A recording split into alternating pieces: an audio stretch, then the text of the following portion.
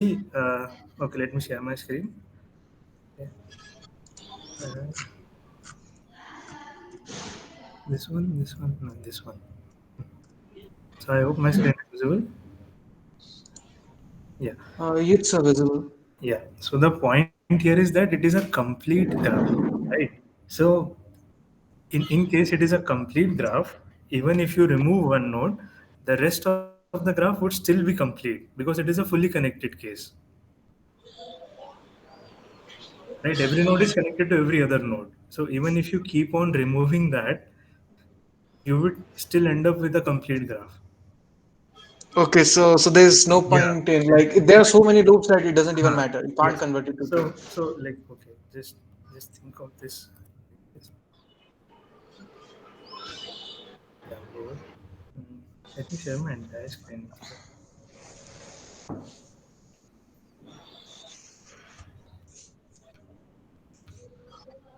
So your confusion is valid there, but so do you understand what is the catch? It is a fully connected graph. That was the catch there. Just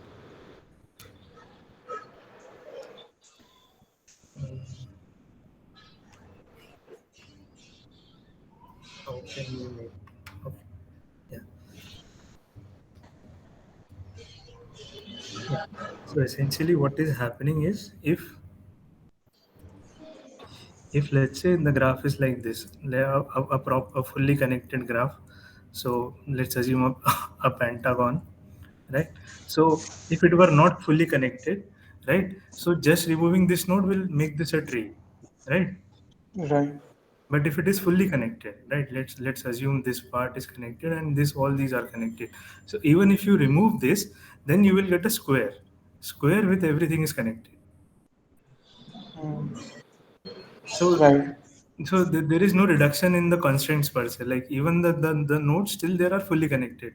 So removing one will not convert it to tree. It will still be a complete connected graph. And from this, if you remove something, you will get a triangle. And from This here, is if you not tree. yeah, if Yeah. from here if you remove, you will get a Yeah, the only way to is to reduce each part of the graph to two, yeah. So you have to like and keep on that's why removing every node, and it will not do anything. Like it will not give you this. anything. Yeah, So that was I just the catch there. this didn't come to my mind at all. Mm. Nagi, the okay. How many participants are there? Mhm.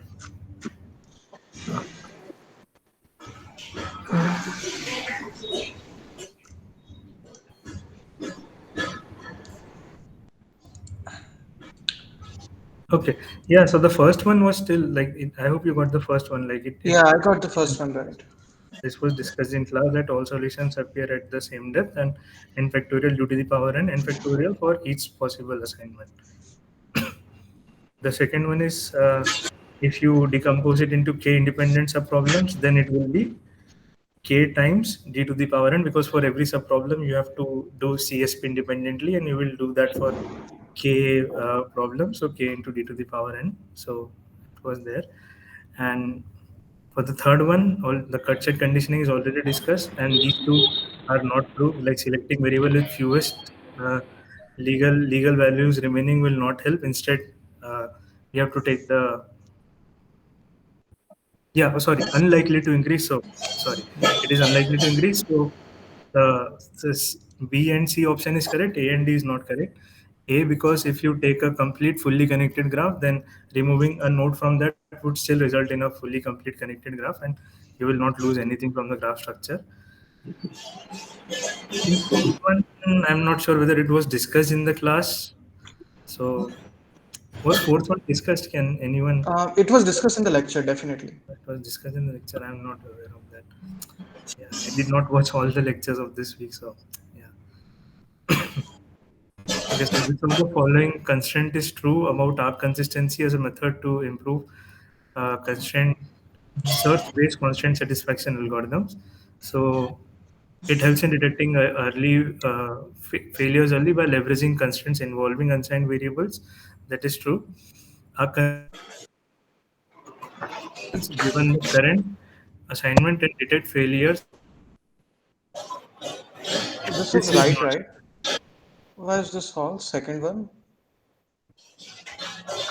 Polling is to as a method to improve backtracking based constraint satisfaction. So updates the domain of unassigned variable given the. So this is true for your forward checking, right? Okay. Sir, can you, Nahid, can you please mute? Nahid, are you trying to say something?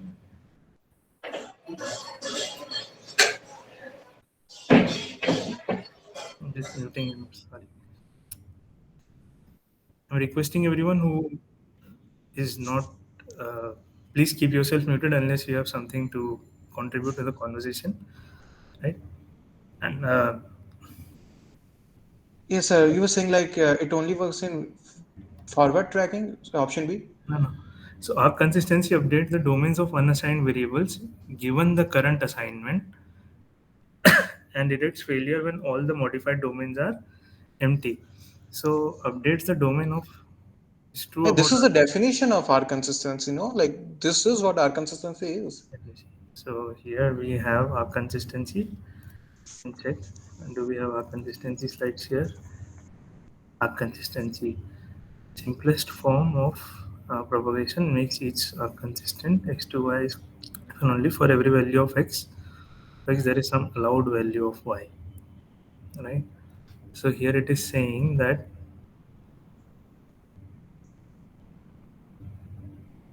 Yeah, detects failure when it realizes that there is no possible value for certain variables. I think this should be right. state variables and all the modified domain. Now I think there is a catch here that it detects failure. It detects It, failure, it right? can If we it can detect assign, no no the point is it can detect failure even when the modified domains are not empty, right? Because the current assignment that you might have might not be valid. For example, in this case, this kind of assignment is like there was some issue here. Is there any issue here? Like for every value of x, there is some allowed value of y. New South Wales, South Austria. So it has this, it has red. So it can even detect failures early. That was the catch, right? but See, it detects failure no, early by finding out that there are no domain left. see, if you are saying that terminates when it has no legal values, that was for forward checking. But No, that if you was for think our consistency too as no, well, no, no, right? no, no, that was a forward checking. You see, terminate search when any variable has no legal values. But our consistency can even detect this before it goes empty. Yeah, by simulating what's going to happen ahead, right? So it says when and detects failure when all the modified domains are empty. I think that the second half is a problem. It does not detect failure when all the modified it can even detect failure early, right? Because it can No, say it that the current assignment is not feasible. yeah, the way it detects that the current assignment is not feasible because it finds that in the future we are going to find the domain of Yeah, some other variable is empty. in the future, right? But in the current step, it might not be empty. Yeah, but that what Arkansas does, right? It Uh-huh. tries But to but predict the but future. yeah, yeah. But read the sentence. The sentence says detects failure when all the modified domains are empty. It does not detect failure when all the modified domains are empty. It can detect failure even before that. That is the point I'm trying to make.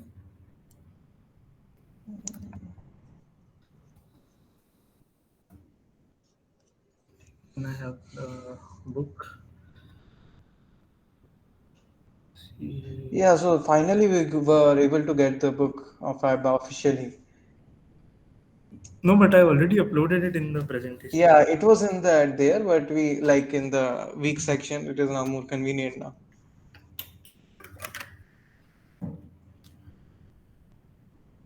Let's see what does the book says.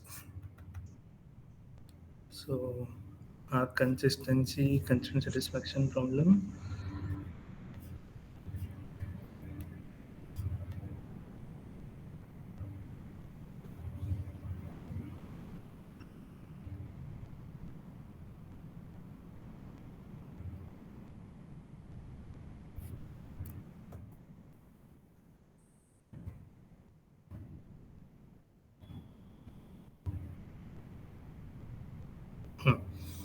If and only if every value in its domain satisfies the variable.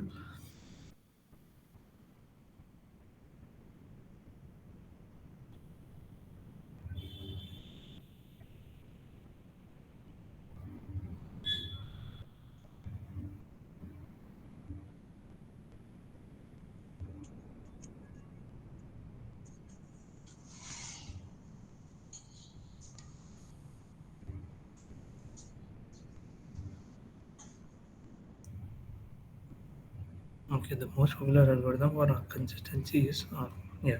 So I hope you can follow this paragraph, right? So what does the question says? A consistency updates the domains of unassigned variables given the current assignment and detects failure when all the modified domains are empty. Hmm. What does the book says? The book says that the most popular algorithm for arc consistency is called AC3. To make every variable arc consistent, the AC3 algorithm maintains a queue of arcs to consider. Not important is really a set, but traditionally. Initially, the queue contains all the arcs in the CSP. AC3 then pops off an arbitrary arc xi from the queue and makes xi arc consistent with respect to xj. If this leaves di unchanged, the algorithm just moves on to the next arc. But if this revises di, then we add to the queue all the arcs xk xi where xk is the neighbor of xi. We need to do that because the change in di might enable further reductions in the domain of dk, even if we have previously considered xk. If di is revised down to nothing, then we know that the CSP has no consistent solution and AC3 immediately returns failure. Exactly what's written in the option. So it is written our consistency updates the domain of unassigned variables given the current assignment and detects failure when not all, I think when any of the modified domains are empty. I think that is the catch. I mean, seriously. See, it says when all the modified domains, right? If any becomes Oh, empty, okay. Yeah. It should not be all. yeah. This is like very It is a like very this niche. is no. It's not even niche. Like it doesn't even make grammatical sense to talk about all there when all the modified domains are empty. Yeah, it finds an even one domain Yeah, is empty. it It should says right return if failure. di is revised down to nothing, otherwise we keep checking. At that point, we are left with a CSP that is equivalent to the original CSPs. They both have the same solutions. Okay, so Hmm.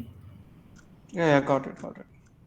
So arc consistency can be performed in polynomial time, and backtracking search with arc consistency and forward checking involves. Yeah, this one is not right. I think it was already discussed in the lecture. This is in. Why did no. Okay, I have not included the slide, but it is in the lecture then.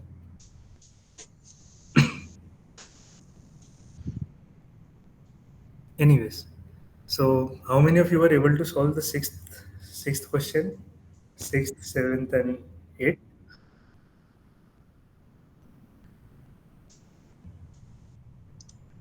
Okay. So yeah, VVS Prasad, your hand was up earlier also. So do you have something to ask or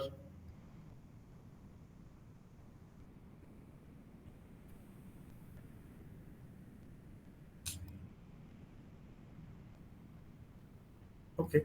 So do you want me to solve this or is it fine? It's fine.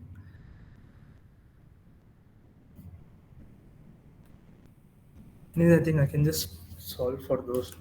Okay.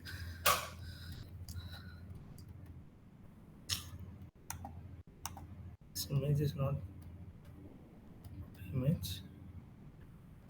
Um,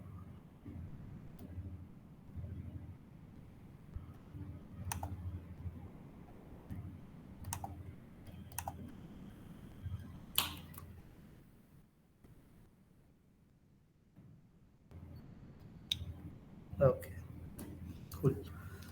So yeah.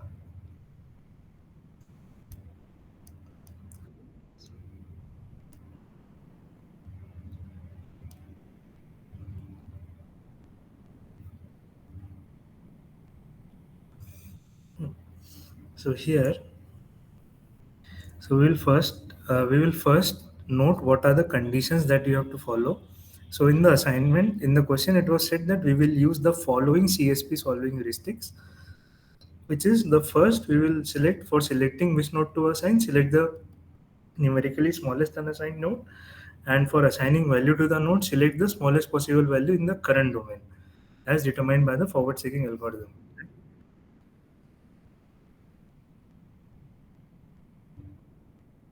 Yeah. So, uh, so first of all, you will enumerate what are the domains and what are the values that are possible, right? So we'll start with 0, 1, 2, 3, 4, and 5. So for 0, we have A, B, and C. For 1 also we have A, B, C. For 2 also we can have A, B, C.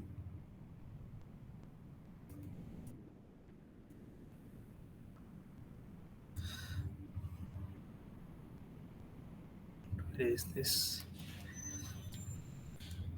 Yeah, for 3 also we can have ABC, for 4 also ABC, and for 5 also we can have ABC. Now what does the assignment procedure says? The assignment procedure says that you have to pick the smallest possible value, right? And you have to pick the smallest possible node. So when we do the first pass, we will put 0 A, right? Now 0 is connected to 1, 2, and 5. So we will update their domains to BC, BC, 3 will still remain ABC, 4 will still remain ABC, and 5 will become BC, right? Now the next value, so this was our first assignment. So we gave 0 A, right? Then for the second time, we will pick 1 and we will give B. Now 1B means 1 is connected to 2 and 4, right? So two's domain will now become C, three's domain would still be ABC, four's domain uh, will now become AC, and 5 will become BC, right? Correct so far?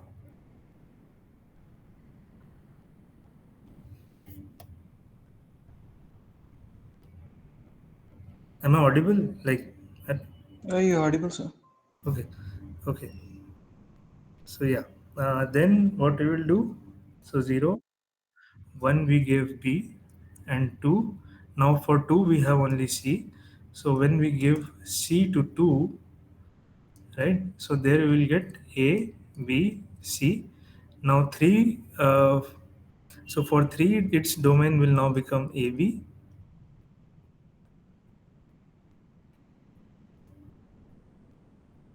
right? And for 4 its domain will become A, and for 5 its domain will become B, right? So we gave 2C, and now for 3 we will give A, B, C, and for 3 we will give A, and for 4, since 3 is connected to 4, there will be no legal assignment. So 3A is a bad move and we will backtrack, right? So instead of giving uh, instead of giving A to 3, so what we did so far, we get 0, 1, 2, 3, and at 3A we found an error because when we gave 3A for B there were no remaining values, right? So instead of giving A to 3, we will now give B to 3, right? And if we give 3, like if we give B 3B, then 4 can take A, right? And 5, for 5, since it is not connected, we can leave it as B, right?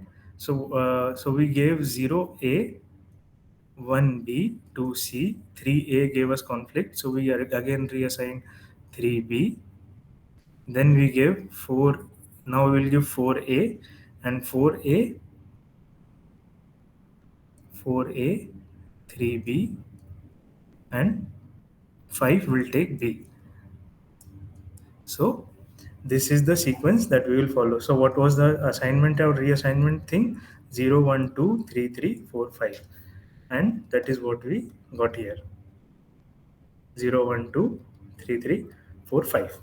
Right now, in the seventh question, it was said that instead of 2, that is, instead of assigning value to the node by selecting the smallest possible value, you pick the least constraining value, right?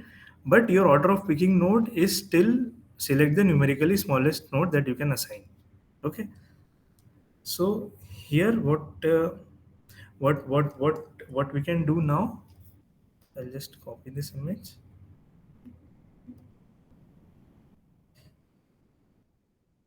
Paste it. Yeah. Right. So again, we have. Is this the eraser? Okay.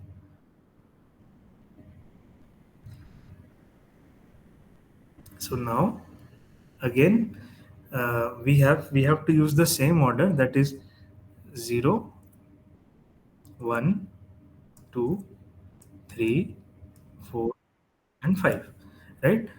So since this is least constraining value, and at the first step there is no constraining as such, so for 0 we will pick a, right? So if we pick a for 0, then 1 will have bc and 2 will have bc. 3 3 will have 3 will have ABC, since it is not connected to 0. 4 will also have ABC, and 5 will become BC because it is connected to 0, right? Now, now again for 1 it is connected to 4 and 2, right? Here also, if I give any value, if I give 1b or 1c, it does not affect assignments to 4 or 2. So we will pick the smallest value possible, so we'll pick 1b, right? Then 2 will be assigned c, 3 will be assigned abc, and 4 will be assigned ac, and 5 will be bc, right? So we have given 0a and 1b. Now for 2 there is only one value remaining, which is c. So we'll give 2c, and if we give 2c, we will have a, b, c. 3 will become ab, 4 will become a, and 5 will become b. Right now, here since we have to apply least constraining value in this iteration.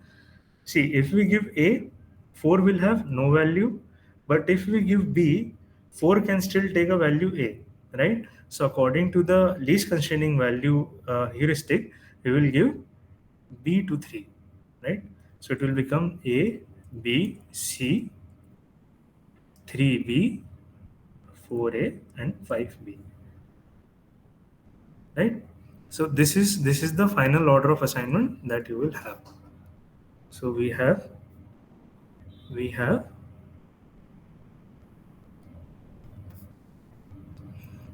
have 0A, 1B, 2C, 3B, 4A, 5B.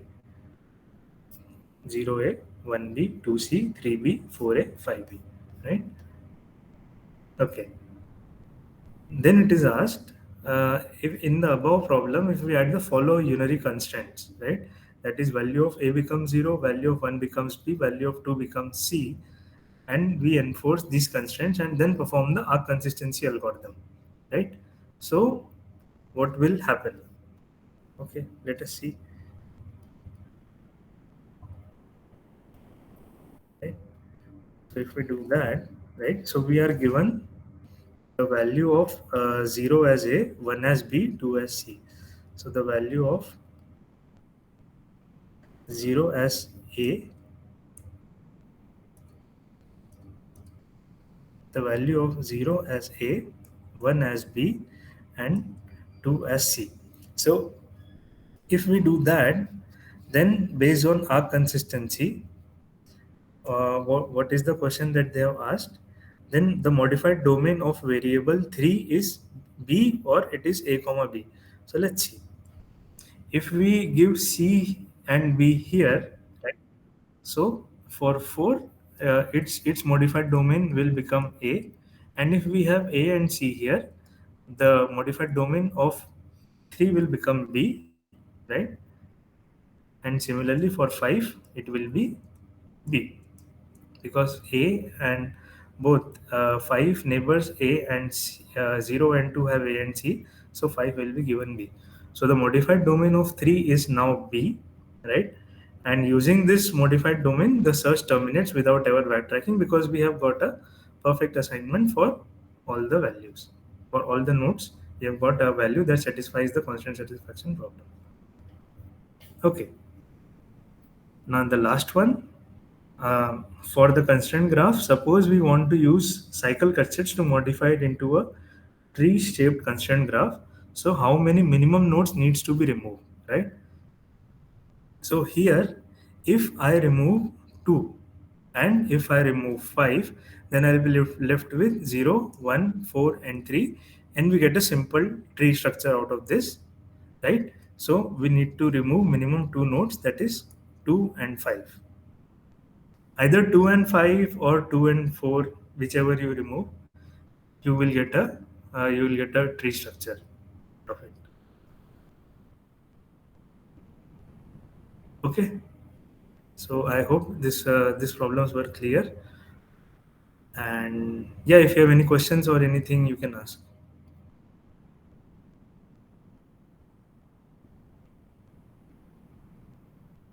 So the first question, the options, if you can elaborate. The first question, okay, Yes. yeah. So here, which of the following is true in the context of standard search formulation of CSPs? So First one is correct because all the solutions will appear at same depth. It's at depth n. Uh, What about the second one? Actually, yeah, second one seems to be correct. Na? no, no. So this was discussed in the lecture. If Yes. you visit the lecture again, there you will see that there are n factorial d to the power n leaves, and that is because for each variable, like you can have this annotation in n factorial ways. So this n factorial for each possible assignment of values to the variables. So therefore the leaves are n factorial d to the power n. If you revisit the lecture once, you will Yes. clearly Yes. understand why it was the case. It was discussed in the lecture. Hmm. It was discussed in the lecture. Maybe I might have slides. Let me see if I have slides for that. Sir, can I, hello, sir. In the lecture itself, sir says if we assign a single variable, then it will be b raised to n. Please. Mhm. Yeah, so this is the one, right? So yeah, I hope you can see the slide, right? So there it says that the path is irrelevant, so we can use the complete state formulation. So hence we have n factorial d to the power n leaves.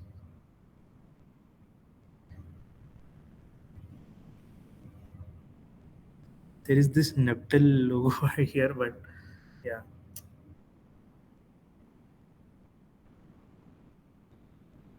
Here your idea is not to find a path, but your idea is to find an assignment, right?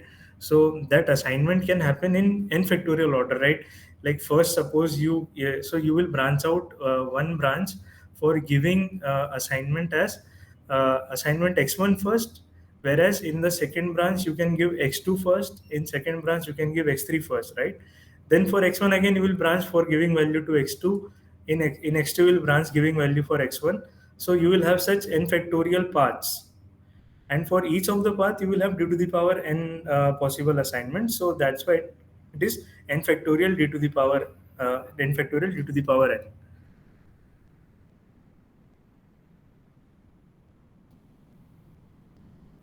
So if you see here, like, so the initial state is that the empty assignment successor function assign a value to an unassigned variable that does not conflict with the current assignment, and the goal test is as the current assignment is complete. So essentially, what happens here is that earlier what used to happen is, so when we were doing this all kind of path searching problems, right? So it did not matter there that whether we picked S for exploration first or A for exploration first. But when we are doing this constraint satisfaction problem, right? So you can solve it like this. You can have x1, you can solve here for x2, you can assign here x3, and you can assign here x4, right? Then for x1 again, here you can do x2, x3, x4. Then x2 again, you can start with x1, right? So for each of these things, like x1, x2, x2, x1, x3, x2, x4, x1. So for each of these n variables, you will have n factorial such things. And for each of these n factorial such assignments, there will be d to the power n possible assignments, right? So therefore, the depth will be, the number of leaves will be n factorial d to the power n. Okay, sir. But yeah, I mean, if you see the lecture once again, you will get the idea proper that why it is. In fact, well, the professor has discussed it in much depth. But the idea that I got was the order in which you are, essentially the order in which you are solving, that will depend on which variable you are picking for solving in a particular path. So a path will be x1, x2, xn, x2, x1, xn, x3, x2, xn, x4, x2, xn, and so on. So therefore, like you will have such n factorial things. That is the high level idea that I can give you. And based on these n factorial leaves, n factorial combinations, for each such assignment, there will be d to the power n assignments possible. So therefore, n factorial d to the power n.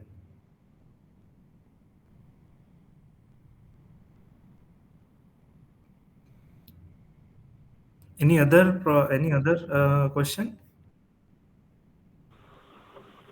Sir, Uh, so the same question. In the textbook or in the class, after this slide, sir says that if you are assigning a single variable to each node, the tree leaves will be reduced to d raised to n, so d to the power n. yeah, because there are n variables. See, the point is that if you have one permutation, let's say you have one permutation x1 to xn, right? That you have, that you are trying for the assignment, right? So here you will have, for x1 you will have d possibilities, for x2 you will have d possibilities, for x3 you will have d possibilities, and for xn you will have d possibilities. So it is d to the power n. So for each of these, for each such assignment, you have d to the power n, and x1 to xn can be permuted in n factorial ways, right? X1 to xn, this assignment order can be permuted in n Yes. factorial ways, right? Because there are n Yes. objects, and each assignment has a cost of d to the power n. So therefore, the leaves will be n factorial d to the power n. And that is a disadvantage of that n factorial, right? We need to remove that n factorial. No, no, you need not remove that. That is just the concept that, yeah, there are n factorial due to the power n leaf nodes in search tree. I did not understand your question. Like what? Yes, but in the lecture, when Sai is taking the lecture, he's saying that we don't need that no n factorial. We need to reduce the number of leaves.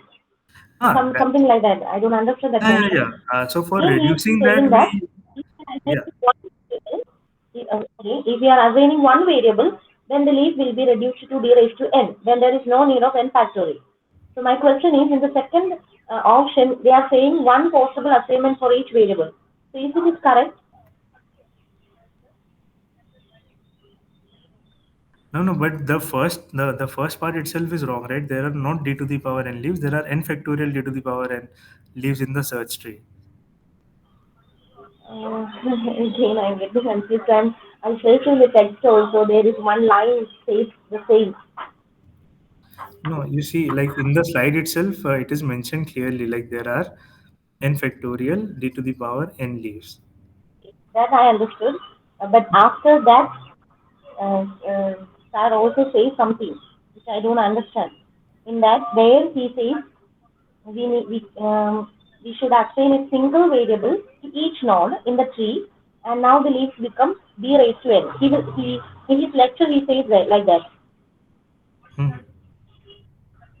Ah, yeah, look, you can see that there are only b raised to n leaves. It is So written there are d to the power n lips. Okay, that if b is equal to for a d, then single variable, it says Mhm. only need to Oh, consider yes. assignment to a single variable at each node. Mhm. So b equals to d, No, and I there are d think to the power n leaves. the professor was saying that we don't need to consider n factorial Yeah, because we generally don't have to consider all possible leaves. You only have to consider one that variable. are satisfying or something. Yeah. So See, this is the standard search formulation. It is not the one for backtracking search. That is why Yes, you're yes, getting exactly, confused. exactly, exactly. This That's is the the thing. idea for backtracking search, Mm-hmm. where you can ignore the idea that a equals to b is not same as b equals to a, which was happening for the standard search graph. For the standard search graph, it cannot distinguish a equals to b and b equals to a. That is what it is saying, that w equals to red, then nt equals to green. That is same as nt equals to green, then w equals to red. Because both of them are assigned ultimately nt green and w red. the professor was saying like the order of assignment does not matter. So Ah, that's why the number of yeah, leaves are d to that's the power why. n. If the order of assignment does matter, then it's n factorial d to the power n. Yeah, but the question is not about a backtracking search tree. It is it Yeah, just yeah. it just says about the standard search formulation. So in the standard search formulation, you will consider that x1 then x2 is not same as x2 then x1, because it does not know what is that x1 comes before x2 and x2 comes after x1. So it for them it is just a different thing altogether. It cannot distinguish that x1 x2 follow x1 followed by x2 and x2 followed by x1 gives the same solution. That is something that search does not know, because it will first branch out at x1, then it will branch out at x2, and it will then at x1 it will branch out at x2, at x2 it will branch out at x1, although it will give the same solution, but for search these are two different states in the state space. Sir, can you visit question number 10? Mhm. Yes. Hmm. So in question number 10, the option number 3, which is said to be correct, if Mhm. the minimum cycle cut set has size C, time to complexity is for Cabigo and NDC plus 2. Mhm. I think the formula that was written in by the professor was far different. Some like I don't remember the exact formula, I, but it was not I, this. I filled that following that formula only. And let me see. Actually, if we consider the seed very small, then this will comes out. If the C is very small, then n Yes, minus the C will professor become has n. said in the lecture that the seed very small Yeah, in but comparison to n. we haven't seen the real formula, right? This is for C is very small. Like, what's the actual? He never told us the real formula.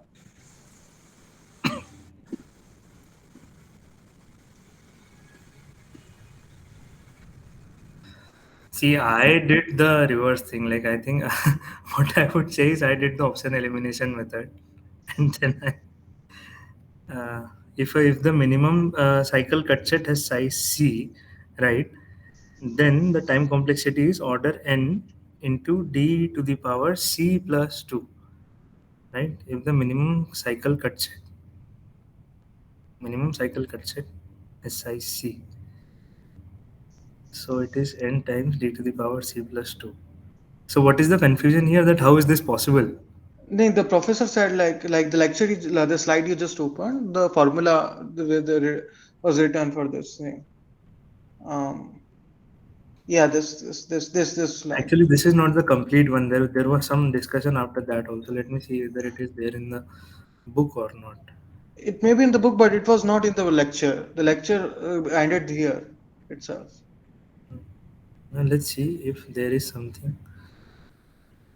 Uh, what are we looking for? They're looking for tree search, local searches. Nah. Cut Uh, set. We're looking for cut set, right? nah, but in the is there structure of problem? Yes, connected. Here topological sort. Yes, assignment cut set. I think then this should it should be Yes. Yeah, this is the this is cycle cut set has size C. Then the total runtime is, so it is n minus c d c plus 2, right? Because it is dc d2, so dc plus 2, and n minus c is there, right? So like essentially this can be written like this. I think it was under the assumption that so it is saying that it is order of d square n minus c to the dc, right? So this can be simplified as order n minus c dc plus 2, yes, but right? yeah, okay, fine.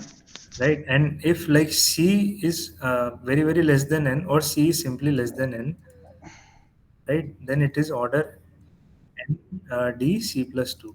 I don't think it is. Is it written in the question that C is small? I think it is saying small cut set, right? No, Or no, like it's no small. minimum cycle cut set has size C, and Yeah, they are so not. if it is minimum, that means it is the smallest possible, right? No, but it doesn't say like the it is less than n, like it is only if true if the n is very very greater than c. Like the minimal how small the c is, it doesn't matter. What matters is how small c is compared to n. Like we are not told that the c n is so large and c is so small. Like we are already taught that it is a minimal part. No, I no. don't think you can. If it is saying that the minimum, see, if you just read here, right, finding the smallest cycle cut set is NP hard, but several approximation algorithms are known. Now, if you can find the smallest cut set, that means it will be very very less than C. It will be that C will be small, very small compared to N. Yeah, but we are not told this in the question that we are approximating anything. No, no, but it's given, no? But you are It's the giving it is smallest given it is size. the minimum cycle cut set size, right? Minimum cycle is given. Minimum, I mean, the smallest size they have Huh. found out and given that it's the. It is given in the question that the minimum cycle cut set has size C. So if the minimum cycle cut set has size C, that means that C is will be much smaller than N, and then it approximates to N minus. Uh, then it approximates to N dc plus 2.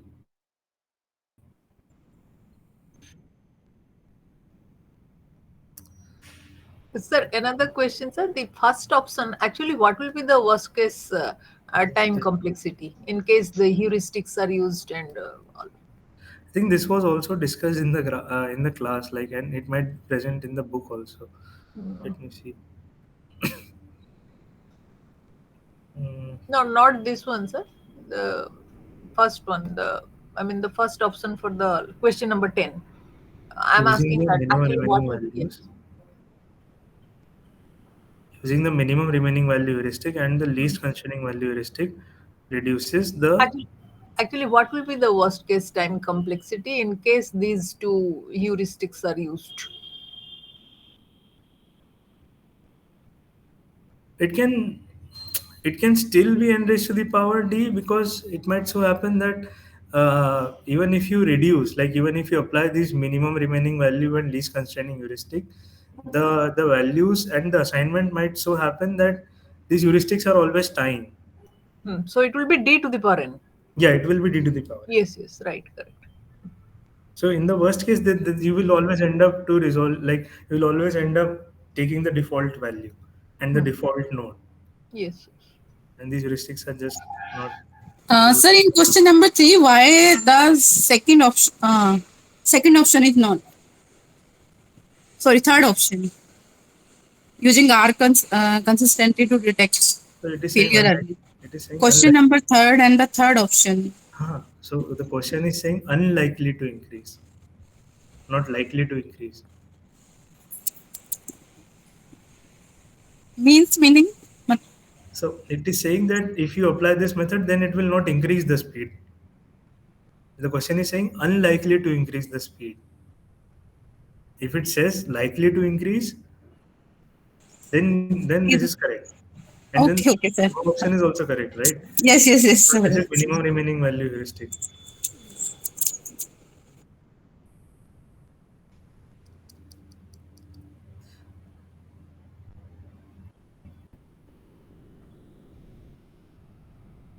Any other questions, comments, or anything like?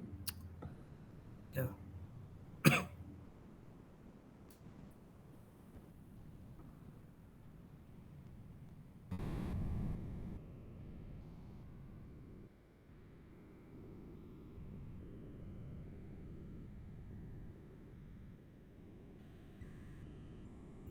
Okay. So then we will start with this week's problems if there are no questions further.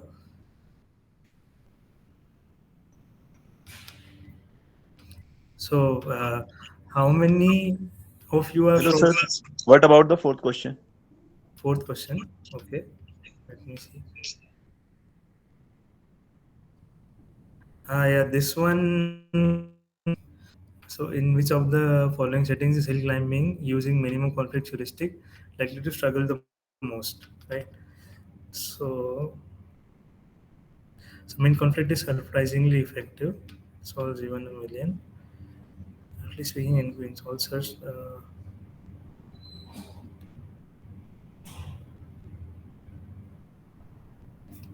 So what are the options? Near the critical, low number of constraints, low number of variables, number of constraints much greater than number of variables, number of constraints less than variables, and near the critical ratio between the.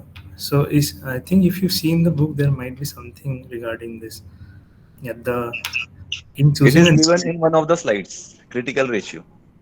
Mm-hmm. Yeah, actually, I did not go through that part. I have only studied like this part and this part, so I have not read this one. But I think in the book there might be some solution. Just read about this. So it says that in choosing a new variable, the most obvious heuristic is to select the value that results in minimum number This of is conflicts. mentioned directly in the lecture, one Okay. of the lectures. Um,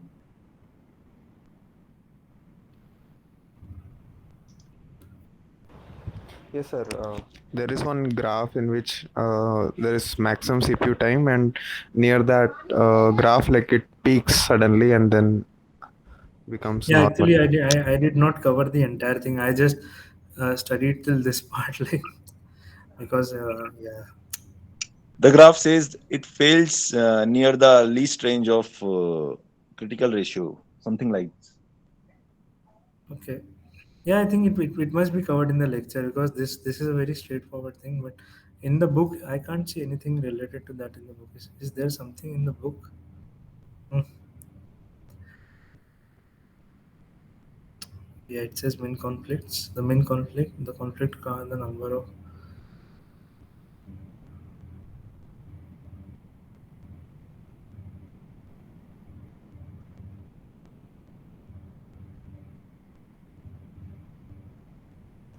Anyways, if it is there in the slide, then I think it should not be that much of a problem, right?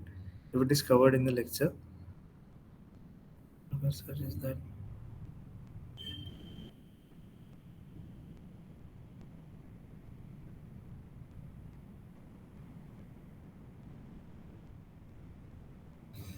yeah? If like I think you can share that graph in the WhatsApp group that you have. Then it might be of help to the one asking the question. Yeah, because I can't see that figure in the book. Which figure are you talking about? Is it there in the lecture? Like, or you yeah, it is can there you in the just lecture. It is Yes, like it's about the critical professor ratio. dedicated Critical like ratios. yeah, 15 minutes to the part this question actually. Like 50 how minutes, 15 50. minutes, 15 minutes, 1 5, 1 5. Okay, okay, Like yeah. how the How the how like if the number of variables are more and number of constraints are more, then the possible solutions are very few, so the finding a correct solution is easy. And if there are number of very few number of variables and very few number of constraints, then Mhm. two, the finding solutions easy because the possible solutions are too few. But problems happen when both are in the middle. Like there are some they have like very high ratio of number of constraint to number of variables. In that case, the number of solutions are very very high, and finding a correct solution becomes very difficult. It was explained in the lecture clearly. But yeah, I mean, if even if you think like that, so this I think this sort of phenomenon occurs almost everywhere. This critical ratio thing. Yeah, if then between number of constraints and number of variables. I think creating like an example, for example, if there are 100 variables and there are no constraints, like Hmm. lots of variables, there are lots of possibilities, and there are no constraint. Finding a good answer to the problem is very easy. Like just put a random value. And if there are so many constraints that there is only one correct answer, then even finding that is easy, right? Hmm. Bec- but problems happen when there are like the ratio is like very in the middle, like neither constraint nor number of variables are like out dominating the other, in which case the number of solutions are like not predictable. So like this critical ratio is like is it a defined value or it No, the depends critical, on I the. don't think the professor defined the critical ratio as a term, but he said that like if the ratio of variables and the constraints are like almost close to one, Hmm. then it becomes very difficult to solve the problem, something like that. Yes, sir. I have shared it on the group also. That slide. Okay. Yeah, then Yes, you sir. can. There is sudden spike in the CPU time. So that is the point near the critical ratio where for problem solving it takes maximum time and it struggles the most. So can you just tell me that like is there a number that critical ratio has like one, two, three, No, four? sir. Like it is implied that no, no, sir. There's no one number like 1, 2, 3, 4. Mhm. Okay. The graph was between CPU time on the And y-axis the and ratio, R. Yeah, as critical ratio on the x-axis. yeah, but it is implied like it is in the Yes, middle yes, value, yes. So which is so one. I just want one clarification. So the ratio is between number of constraints upon number of variables, or it is Yes, no, no, sir. This is right. this is C right. upon V. So that means if you have a huge number of variables and if you have very few constraints, then what does it says? It says that you can solve it easily. If Yeah. either the number of constraints are too high than number of variables or number of constraints are too low than the number of variables, then solving the problem is easy. The problem Hmm. happens when the number of constraints and the number of variables are roughly equal. So matlab this tends to one. This tends to one, the problem becomes harder. And is there any justification provided why The or? justification was provided in the lecture, like I explained. Hmm. Like if you consider an example, if there are so like no constraints and there are lots of variables, Hmm. so just put a random number in each variable and you will That is find a true. solution. That is true. And if there are so many Yeah. constraints and there is only one possible value for each variable, then to finding an answer is very easy. So no, no. Can you repeat this case? Like if there are, let's say if there are the very There number is of only variables few is variables. if Like there are let's say no, let's say one no, variable. no. So if you are saying this is the case, then yeah, just satisfy this constraint and you are done, right? Yes. And if this is the case, No. Just take the number of variable to okay. Yeah, this is very easy to, right? Because there are only 10 yeah, this is variables. also easy. Yeah, like you Yeah, just yeah. But if this is the case and constraints is also 100 yeah. or maybe even like let's say 200 or something, Mhm. then you are saying that this becomes very hard to solve. Very hard to solve. Yes.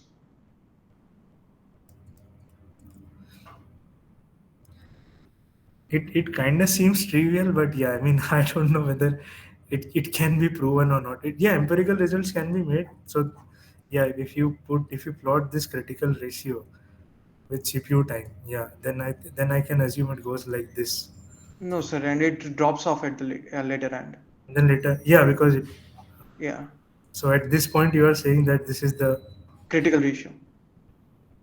Like this is the critical region on the point at which it bases on. Yeah.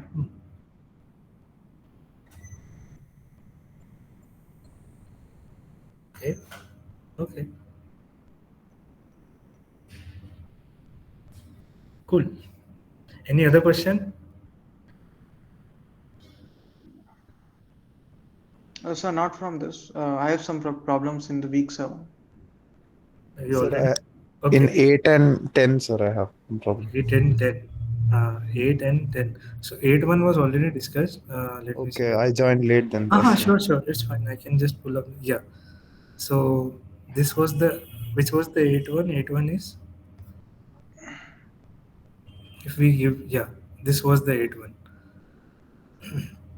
So in the 8 one, it is saying that we assign A, B, and C to 0, 1, 2, right? And then we start with our consistency, right? So if you perform arc consistency, so for every value of so first you will pick x4, like first you will pick 4a, and you will check it with 2c. You see that it is compatible, right? Then you pick 4a, and you pick 2b, like 1b, it is compatible. But you see 4b and 1b, it is not there, so you remove b from the domain of 4. Similarly, for 2c and 4c, there will be conflict, so you will remove c from the domain of 4, and ultimately you will be left with a as the domain of 4. So the modified domain, oh sorry, it is asking for 3. uh, Yeah, so if for A it becomes, like for 4 it becomes A, and then it will propagate to 3, and for 3 again you will check, so 4A to C, so 3 will be B. So this will be the modified domain. okay, sir. Is it clear now? Okay, sir. So essentially, see, what does the problem says? The arc consistency says that, yeah, the arc consistency says that x and y is consistent if and only if for every x there is some allowed y, right? So you just check that for every x there is some allowed y. So uh, between 2 and 3 and 4 and 3 you have to check. So between 2 and 3 C is not allowed. Between 4 and 3 A is not allowed. So 3 is only left with B. Okay. That's what the Okay. modified domain will be. And you see that in the current state there are no conflicts. In the current assignment there are no conflicts. So it is already a solution, and you without backtracking, even once you get the answer. So that is why that option was also correct. That you backtrack to this option, that using the modified domains, the search terminates without ever backtracking. That is, without ever reassigning any previously assigned variable with another value. This option is also correct. Is it clear now? Okay, sir. So this modified domain, once that option, how that I'm not getting clear. Using the Hmm? modified domain, the search terminates without even backtracking. Mm-hmm. I'm not understanding this option, sir. So the idea is that, see, once you have this assignment, right? Once you have this modified domain, right? Now you see that in the next step, will there be any conflicts, or will it lead to a state where there is in where there is a value, where there is a variable with no feasible values? In this current scenario, is there any variable for which there is no feasible value? Is that the case? No, sir. No. So No. that means you will not backtrack, because this assignment is a valid assignment. And we're getting an answer. Yeah, and it gave you an answer, so it does not backtrack. That is what it is saying. That using this modified domain, so you modify the domain of 4, 3, and 5, and after using this modified domain, you see that you got the final assignment itself. and you did not backtrack even once. So it says that using the modified domain, the search terminates without ever backtracking. Okay. And if we don't do AC3, we'll be getting different answers. So that is not correct. Yeah, if you don't do AC3 and if you like, you can try doing with forward checking. Just doing So with forward checking, you might still run into some loop, or like you might still get some. Uh, you might. I'm not saying that you will not, but yeah. Okay, sir. Sir, 10th one also have you discussed earlier? Yeah, 10th one, the first option is wrong because even if you are using heuristics, it might so happen that there is always ties, right? So the worst case would still be d to the power n. It will not be a polynomial in NND. For the second one, worst complexity is n to the power d, so that is not correct, right? Because it is d to the power n. And for the third one, we did this discussion that we did this discussion here, I think. Yeah. So it is given in the book that that the complexity is order d square n minus c dc. So I can rewrite it as n minus c dc plus 2. Now in the question, it is given that this is the minimum cycle cut set, right? And if it is a minimum cycle cut set, it is guaranteed that c will be much smaller than n. So n minus c can be rewritten as n. So it is order of n dc plus 2. Okay. Okay, sir. And the fourth option, like for a tree-shaped constraint graph, the time complexity is order d, so that is also not correct because we saw that it is still polynomial in n square d or something like that was the complexity.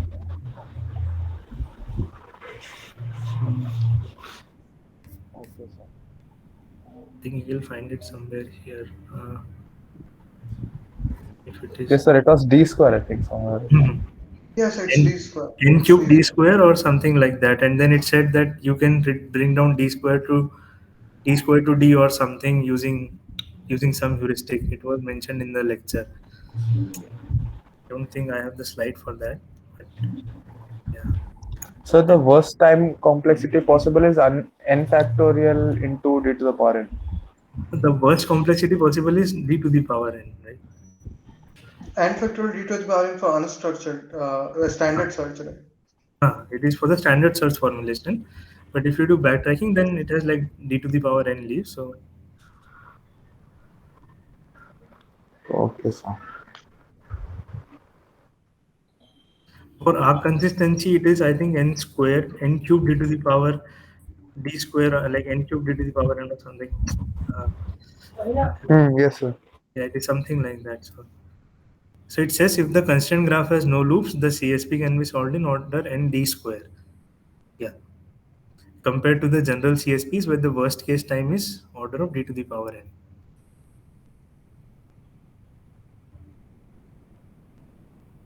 So yeah, if the constraint graph has no loops, that means it is a tree structure graph. So it is n d. What did we just saw? N d square.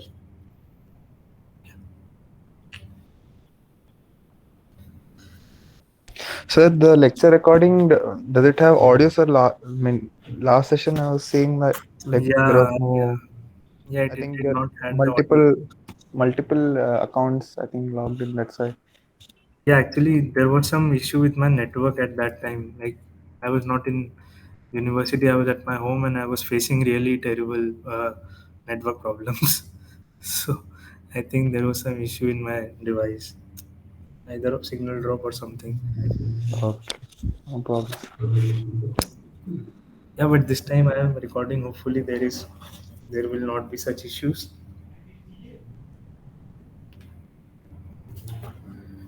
Oh, okay, yeah. So let's start with week 7. If you have any questions. Excuse me, sir. Haha. Yes. Sir, this critical ratio graph is given in the last lecture of this CSP. Yeah, actually, I have not like gone through all the course material. That's why I might have missed it. I only studied the one which was the most relevant one. So yeah, I might have missed this one because I genuinely don't remember seeing this. The rest all I have seen, rest all lectures I have seen. I just don't recall seeing this one. But someone just posted in the group, right? You said that you have posted in the group, so Yeah, Yes, sir. it is sent in the group. Yes, sir. I It's there. sent just that slide, that picture. I just taken screenshot.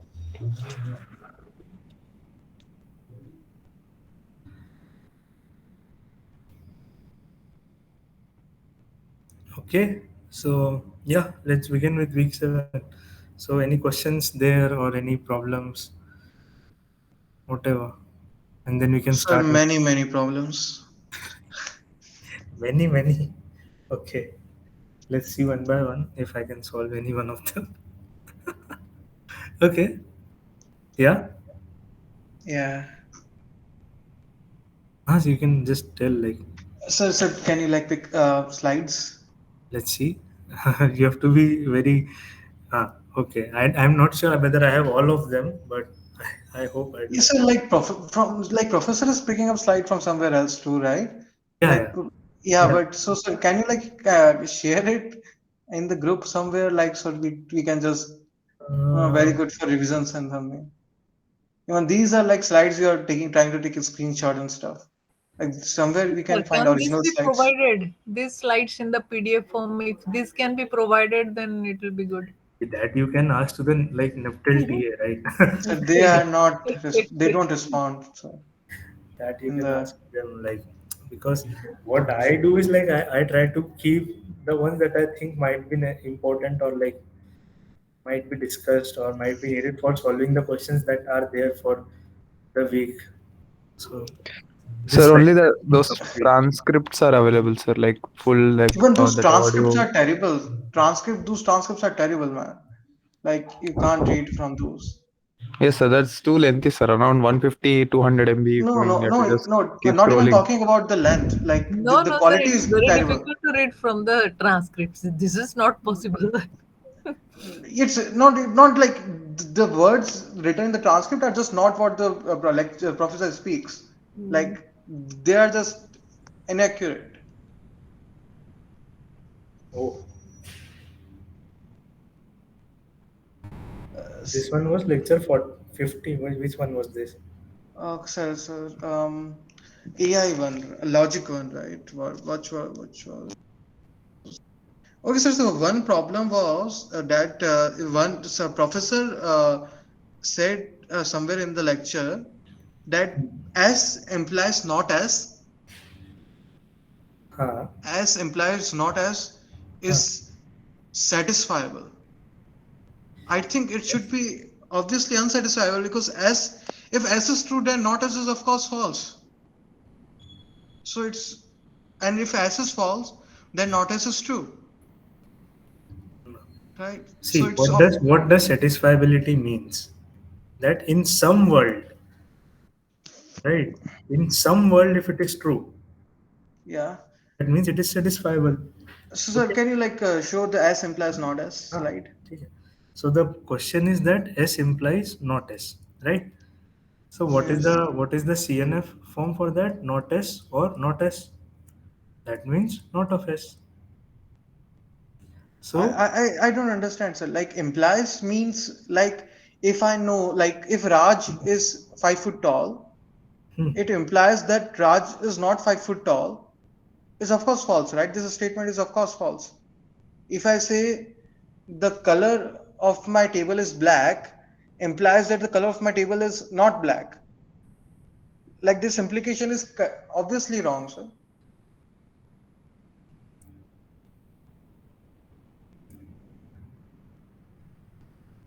If okay. implies means what I think it means, then it is obviously wrong because implies says like if the left side of it is true, then right side is should also be true, right? That's what implies means. No, let's see. So if it is A implies not, if it is A implies B, right? So it can be written as not A or B. So let us draw the truth table, right? A, B, and A implies B. 0, 0, 0, 1, 1, 0, 1, 1, right? So when A is false, right? When A is false, this is true, right? Okay. And when A is true, when A is true, right? It is true only when B is true. Hmm. That is what you have to understand. When A is true, to make this true, B should be true.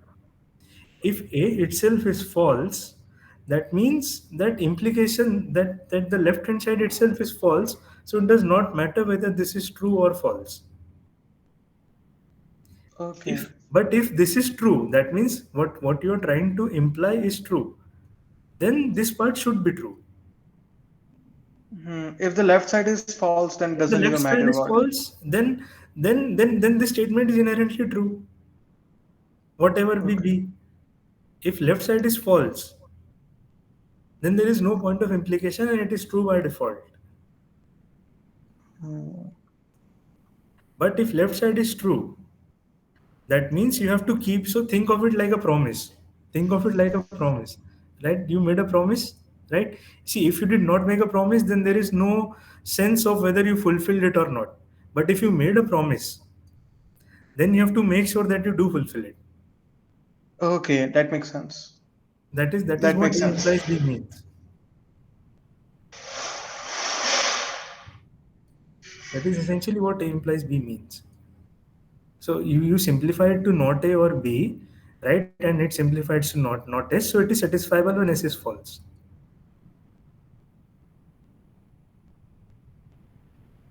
And that can also be understood from here. See, when S is false, not S becomes true, and the implication holds.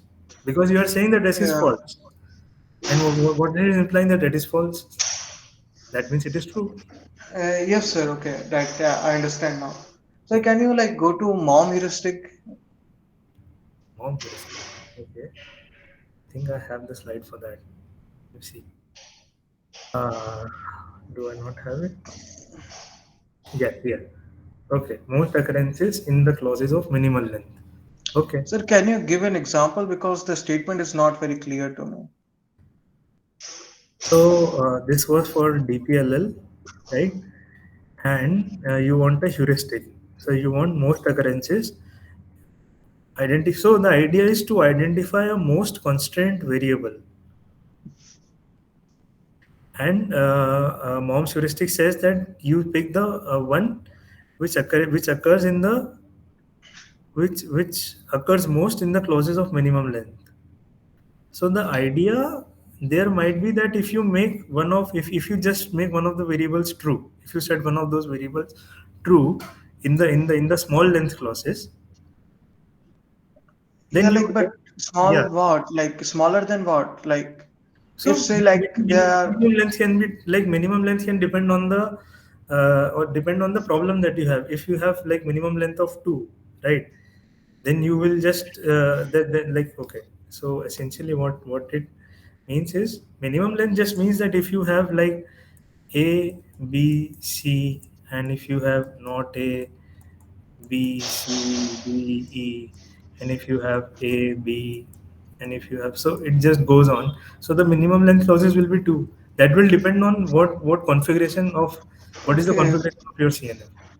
Okay, sir. Let's say like if there was one more BC, let's say another one with PC configuration, Hmm. then the according to mom heuristic, we should first define B Yep. because the minimum value is 2 and the B occurs most in 2. Hmm. Okay. Exactly. Um, that makes sense. Also, sir, can you slide? Can you show the slides? Like the professor does some calculations, like logic calculations. Um, up, yeah, this sir. Hmm. Like, can you like explain? I was simply unable to understand like what resolution is. Like I understand like resolution is essentially proved by contradiction. Yes, Hmm. but I don't understand like how was professor like making uh, doing this Doing what? this. graphs and all. So this graph and all. So Sir, can you see, like one slide before? Can you like? no, that's what I'm saying. It is not. Okay, you don't have this. Okay, sir. Like, can you explain like this? So Um, if like let's say if you want to solve this, right? A okay. implies B, and you want to say that. So from A you can from this you can get B, right? So what you do, you have A implies B, which can be written as not A or B, right? And then you have A, right? Then A and not A, if you do, then you will get B. So you got B, and you wanted to show that A entails B. So in whatever world A is true, B will also be true. You remember these signs, right? This means Yeah, that. yeah, I understand this means entails, right? Okay. So similarly, in this one, you just read the statement. If the unicorn is mythical, then it is immortal. So that maps to this statement. If you're not okay. So if Like the this, unicorn, why not them? Like if the yeah, unicorn is mythical, that should be see, it okay. says Okay, we are M converting implies to implies I, conjunction. Okay, right? So M implies I can be written as not M or I. okay. So that's why it is not M or I there. Okay. Mm. Then it says, that, but if it is not mythical, it is a mammal. So for mythical they have M, and for mammal they have A. So if it is not mythical, it is mammal. That is written as M or A, Mm-hmm. right? If the unicorn is either immortal or a mammal, then it is horned. So this clause is split into two, right? So it says if the unicorn is either immortal or a mammal, right? So for immortal it is I and A. So let me write this. So it says that if the unicorn is either immortal or a mammal, right? Then it is horned. Okay, so then it is horned. So we can resolve it as not of I or A or H. So this will give you not I and Okay. not This is A we are just doing the algebra. Okay. or H, and this will give you not I or H and not A or H. So these then are to written individually. So not I or H and not A or H. So your goal is to prove that the unicorn is horned. So in resolution, what we do is we add these as we add the goal statement into the set of statements that we have, the contradiction of the goal statement. Since you want to prove that unicorn is owned, you will add not h to your state to basically to your list of statements that you have, right?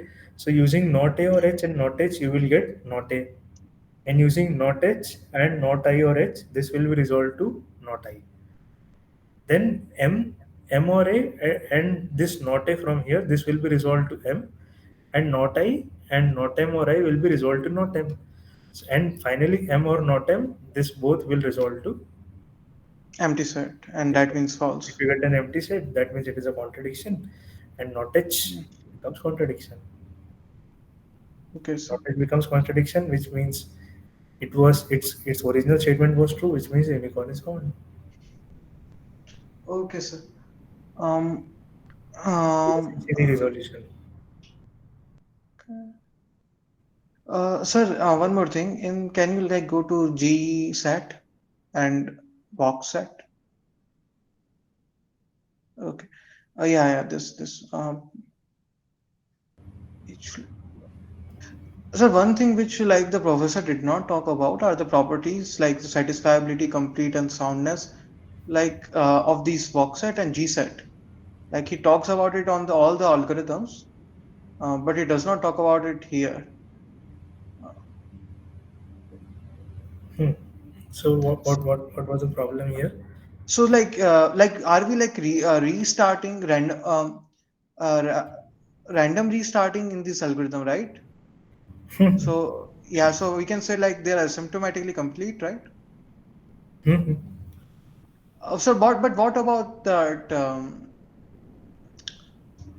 So like the three properties is mentioned, right? So the satisfiability See, and the three properties that is mentioned is, so basically you only talk about two things. This is for a statement, and this is for algorithm. That algorithm is sound and algorithm is complete, okay. right? So here it is says that if when you do inference, so you do SAT using Davis-Putnam DPLL and WOC-SAT, it is fine. So here it is saying that, yeah. So what is your point? Like these algorithms are sound incomplete, right? Because Yeah, are what these does sound incomplete? soundness says? Let's think about it. What does soundness says? Soundness says that like it cannot prove it cannot accidentally prove any wrong statements. Like all the proofs are it gives are correct. Hmm. I think So which is true in GSAT because what does soundness says? Soundness says that if the result is produced, it is always correct. yeah. That covers the all truth part, right? Mhm. So here, if it gives you an assignment, then that assignment will be true, right? If DSAT gives you an assignment, that means that assignment will be a complete assignment because it does a local search over space of complete truth assignments, right? So GSAT is complete. Yeah. How? Like the GSAT is only like looking. For example, if GSAT is can I think it's trivial to construct a question in which GSAT is not able to solve the problem. So that is the catch, right? What does complete says? Complete says that if it generates a solution, then that solution is true. If it No, does not that's generate what anything, soundness says. no, no. See, if the result it produces, like whatever result it produces, it is correct whenever asked for. So it gives you nothing but the truth. So if you ask for a solution, it will give you the correct solution.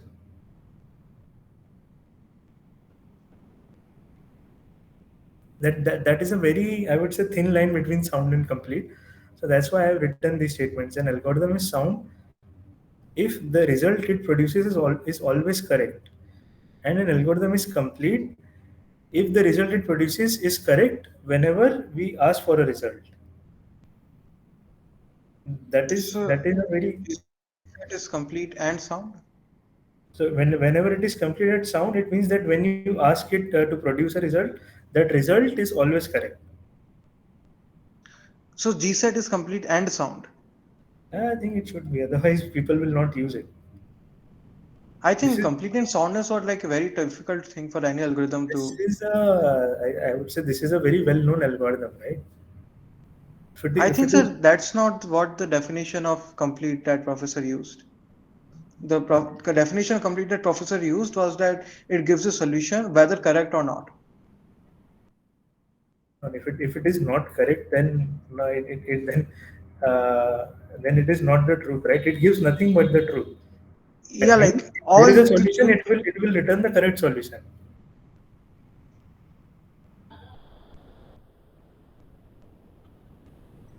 See, that's why I was looking in the book also if I can find something here. Download it. See how much time it takes. Okay, the professor said like if it says something is true, then it is true.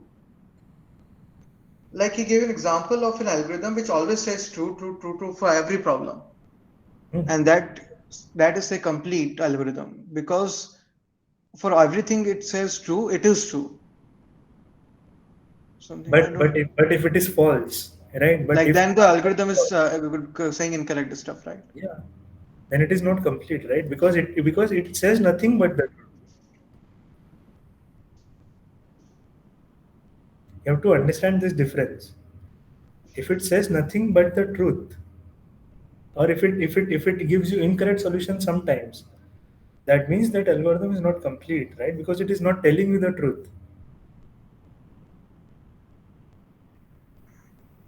Let me see if I can. Classical planning, inference in first order logic. Uh, Existential, I have the TLS colonization. Uh, do we have?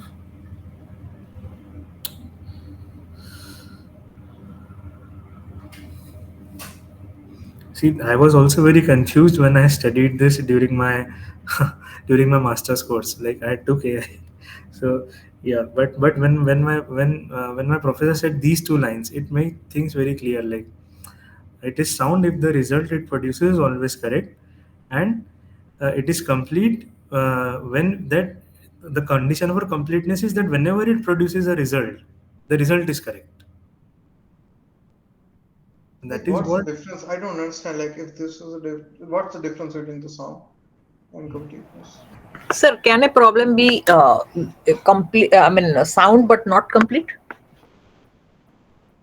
I think Yeah, there can be. Can you think of like something? Let's see. What does soundness says? Soundness says that if the result it produces, that is always correct, right? And completeness says if the result it produces is correct, result whenever asked for, nothing but the truth.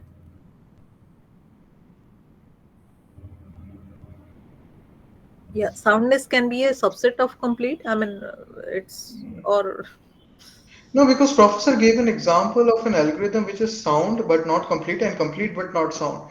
He Hmm. said like an algorithm which is always remains quiet. It doesn't even say anything about anything. Then that algorithm Then is sound algorithm is not because that complete.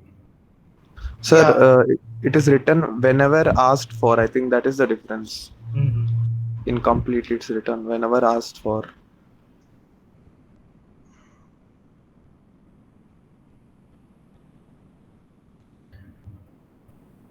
In the book also, like, then they find soundness anywhere. No. Sound. Oh, too many, 42. No way. Who is going Not to? easy as it sounds. Yeah, the sound is as in verb, not as in noun. Although the sounds, Yeah. the Inference algorithm that derives only entailed statement is called soundness is highly desirable property. An inference algorithm that derives only entailed sentences is called sound or truth preserving. Right? The property of completeness is also desirable. An inference algorithm is complete if it can derive any sentence that is entailed. Right? yeah. So that's as I was saying, like Hmm. it. Okay, so completeness says that if there is a correct statement, the algorithm will able to find it, So and completeness says that if statement if there are like two pairs of statements that are entailed, then it should be able to derive them. Or if there is any sentence that is entailed, that means that is always true. Then your algorithm should be able to derive that this is true. And soundness says that it will only say those statements are true which are always true. Because it says that an inference algorithm that derives only entailed statements, and entailed statements are the ones that are always true. So, like, soundness is all truth, and completeness is nothing but the truth. And nothing but the truth means that the statements, it can tell that this statement is true if that statement is true. so you're saying like both Voxset and GSAT are both complete and sound. Yeah, because if that would not be the case, I don't think people would be using that. What does the professor said in the lecture? Like the professor does not discuss the soundness and completeness of Voxset and GSAT. Let's That's see. why I'm asking you.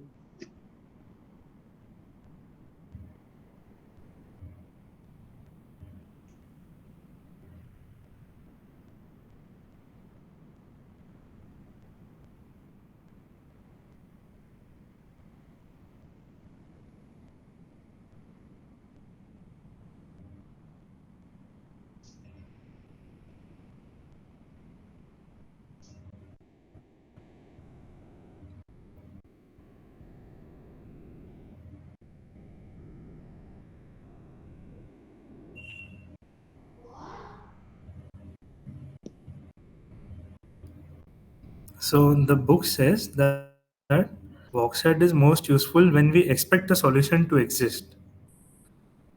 Right. On the other hand, Voxset cannot always detect unsatisfiability, which is required for deciding entailment. For Okay, so it example, is not complete. It is see, unable to the detect. book itself, I think the book itself refrains from going into that discussion, right? Yeah, the book is not like just tell me, man.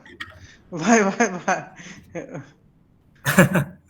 See, if you read this sentence, right, if it says that which is required for deciding entailment, then I would say that it is not sound, but it is complete.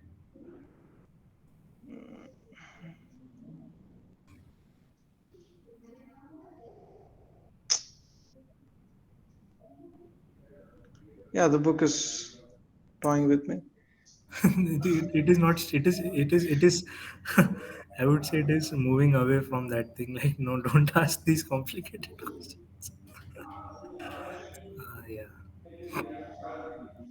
Like, See, why even introduce the concept of sound and complete if I'm not even going to apply it to the algorithms we the discussed? the problem with this algorithm is that when it returns failure, there are two possible causes. Either the sentence is unsatisfiable, or we need to give algorithm more times. Right. So if we set Hmm. max flips to infinity, it will eventually return a model because So the it asymptomatically complete? Hmm. Alas, if max flips is infinity and the sentence is unsatisfiable, no, it is not also asymptomatically complete, because even if it is infinity and the sentence is unsatisfiable, then the algorithm never Okay. terminates.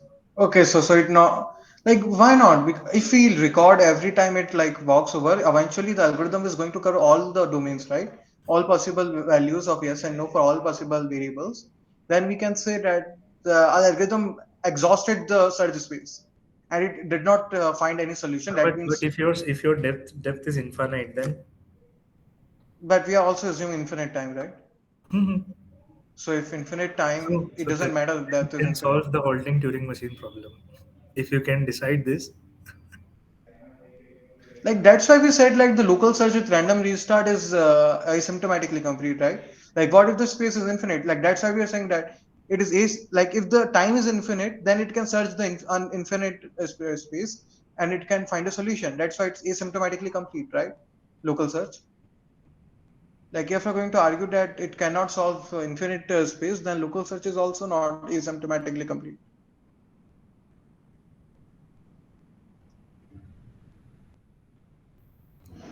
No, but then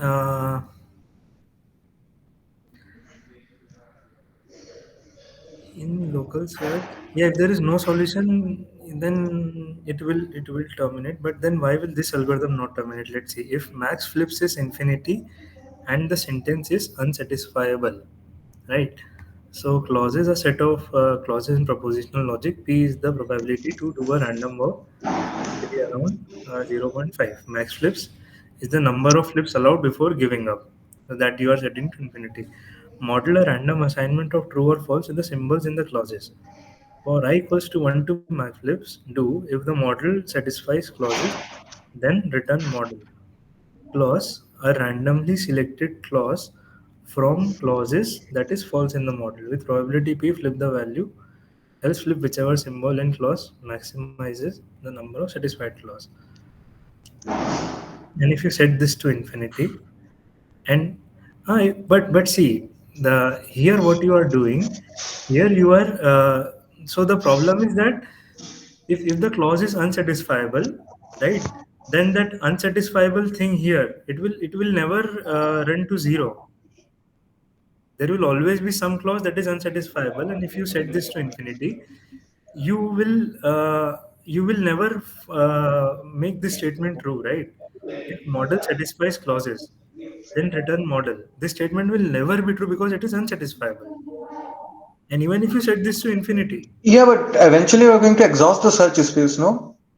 Eventually, we're going to solve for all possible values for all possible variables, and values are only two, but eventually we will try all possible variables, and we can say that we have exhausted the search space. but where are we keeping that record, right? Are we keeping, if we maintain a queue or something, that okay, this No, assignment has been tried out or this assignment has not been tried out, are we maintaining that?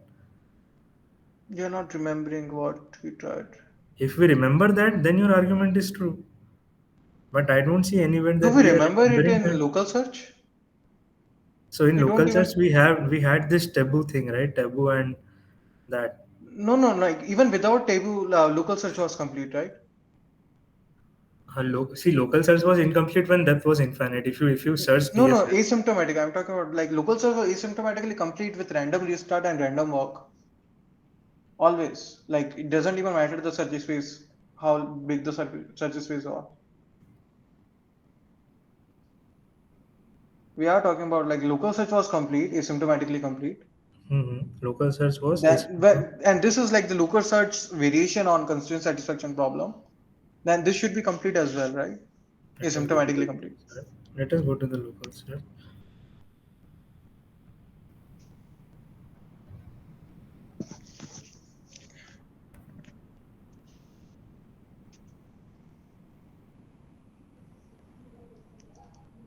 Local search was asymptomatically complete. Local search with random restarts was asymptomatically complete. Yeah, and that's what That we are is doing what we here as said. well.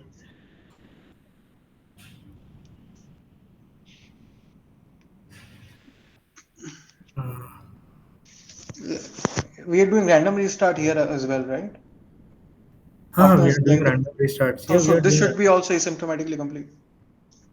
Are we doing random restarts? What are we Yes, the saying? professor said like the after some time if we don't find a solution, then we will going to rearrange the we are going to start Suppose equals from random the number beginning. for each x in clause.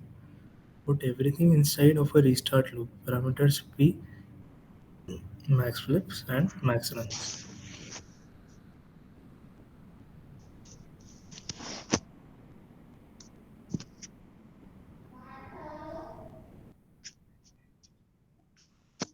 If twice breaks nothing, it is very likely to be a good move. Near the solution, only the break count matters. The make count is usually 1. Local hill search to the assignment probability flip any variable in any unsatisfied clause. Flip best variable in any unsatisfiable clause. Best equals to 1, which minimizes number of unsatisfied clauses. Ah, if what you are saying here, are we there yet? Where are we? Beyond classical search. Let me go to the menu. Then we'll find it there.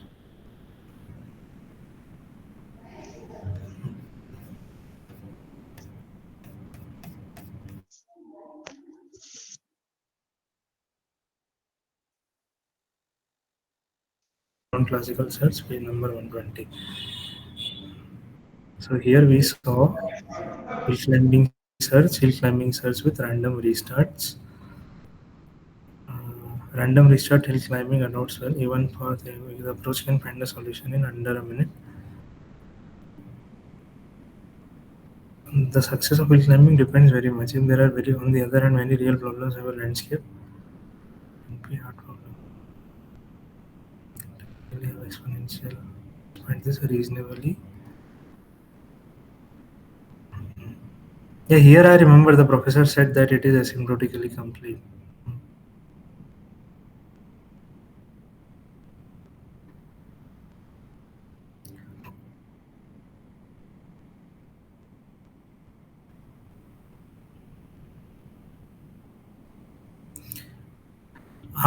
But you see the catch.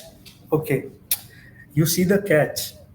The catch here is it is trivially complete with probability approaching 1 because it will eventually generate a goal state as the initial state. That is true here as well, right? But here, if it is unsatisfiable, then there is Ye- no goal state. Okay, so the goal state does not exist. Yes. Okay, that's why it is not. The assumption here also for asymptotically complete is that yes, there exists a goal state. Because it Okay, says that it is trivially complete with probability approaching 1 because it will eventually generate a goal state as the initial state. But there, since it is unsatisfiable, there is no goal state. And it will never be okay. generated as that, as the initial state. Hmm. I understand now. And And since like you can say like asymptomatically memory complete. If like Now you're faltu complicating. I don't know. Uh, but yeah, that was a good question actually to even help you with that concept. Hmm. Anyways,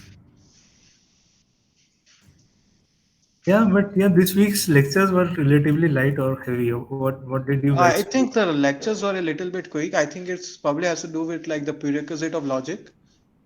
Like the professor is assuming that we are familiar with logic and these Yeah. things. Uh, So, how many of you are from CS background? Or let me ask the negation. How many of you are not from CS background? Oh, there are only 8 people. Okay. Two of whom are you? Yeah, three of whom are I. Yeah. Anyways, it does not matter. Okay. Yeah, so we can start. Like we can do some problem solving to maybe help you with this week's assignment. Okay. Right.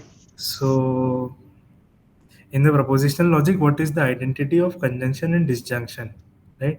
So conjunction means and disjunction means or. So True and false. basically, yeah, you are asked that. This was mentioned directly by the Yeah. professor in the lecture. So A and X, what gives you A? So A and true gives you A, and B or false give you B. So that is a straightforward question. The next one is consider the SAT formula where DPLL algorithms is discussed. The idea of pure variable allows us to improve our search for satisfying assignments. Now consider the CNF formula. What variable will be set? So the idea of pure variable, does anyone remember? The pure variables are variables which we can set as true, like they are singular, right? No, no. Like, Those are unit variables. The pure variables are one which contains the same form in all the clauses. oh yeah, yeah, no negation. If there's negation, Yeah. there's no So non-negation. Yeah. yeah, if it is in negated form, it will stay in negative form in all the clauses, and if it is in its positive form, it will stay positive in all the clauses. So here you see that B, B is in its pure form. A is not in pure form because there is a negation A. E is not in pure form. D is not in pure form. So we will pick B and we will set its value to false because here we have negation of B. So the answer is B false, right? Now this S1 and S2 are not A or B and A implies B.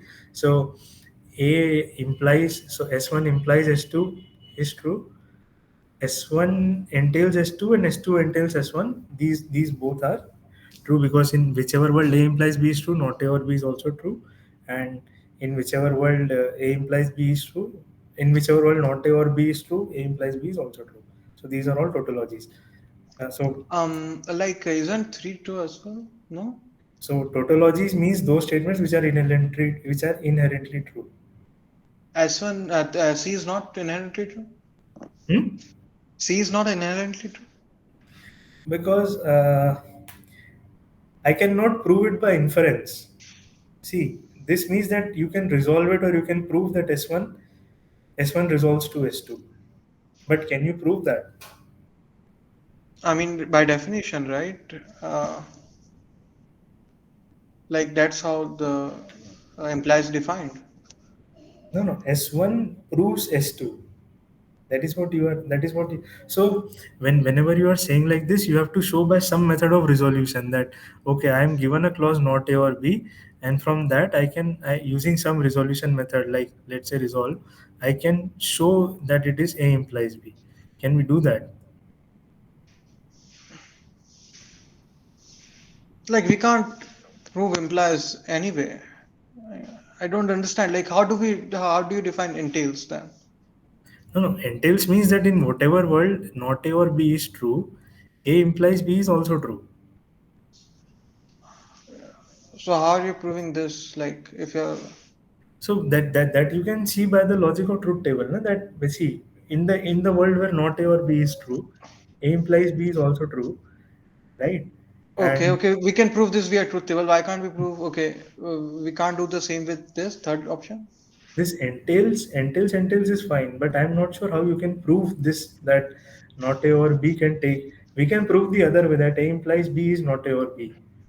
Like I thought like the entails were a much more stronger condition, and if implies exist, then No, no, it is not like that. Like entails is again entails tells you soundness, and proofs this gives you. proves gives you completeness. I hope I'm right about this. I'm not very confident. Let me just see here. Yeah. So soundness is when you go from proof to entails. That means you can prove whatever entails, and here you can show like whatever entails is whatever like whatever is true is shown by your algorithm, and you can prove whatever is true. So this is what is uh, between sound and complete.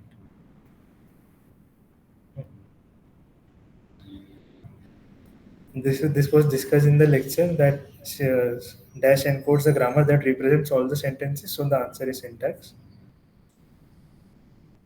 And suppose S1 implies S2 and S1 is unsatisfiable, then what can be said about S2? Would you like to venture a guess? Not nothing. We can't do anything about S2 Why?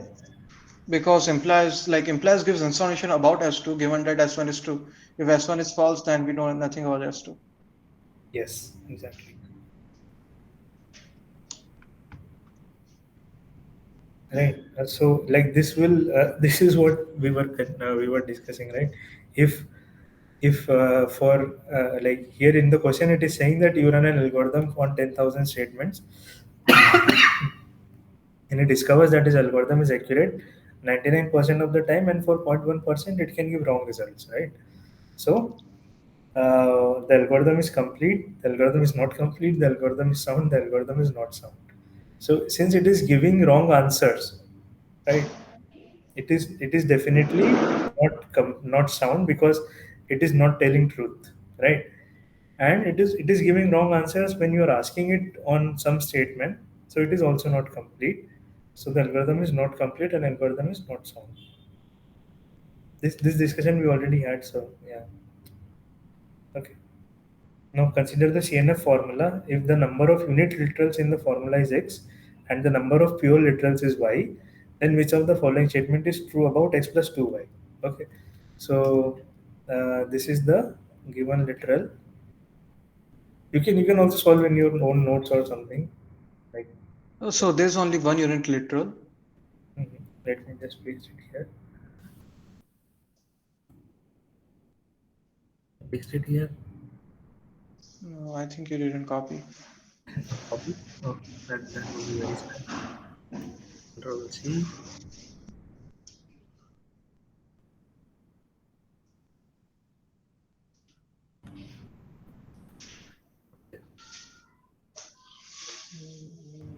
Huh.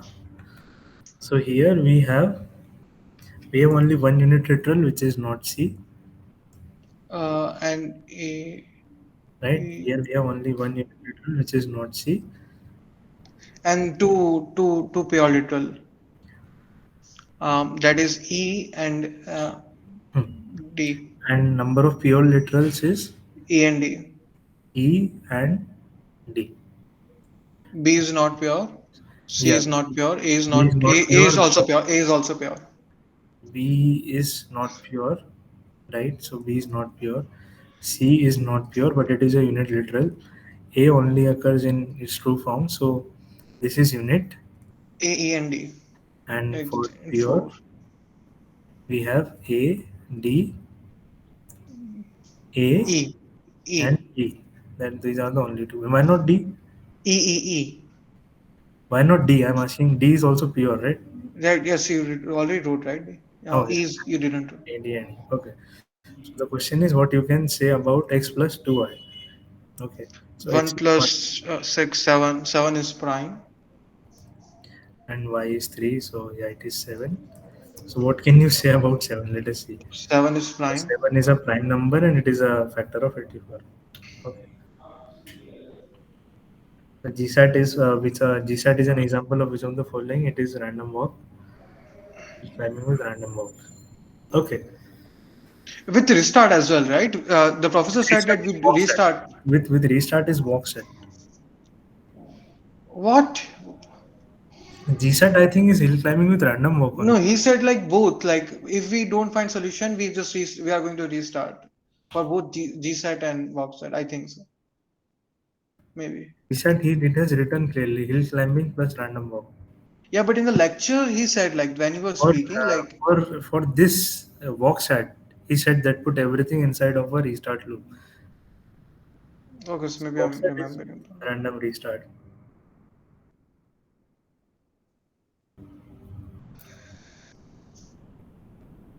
In the book also, I think you might find some. I close the book. Let's see. Notes. What does the book says? 5, 6, 7.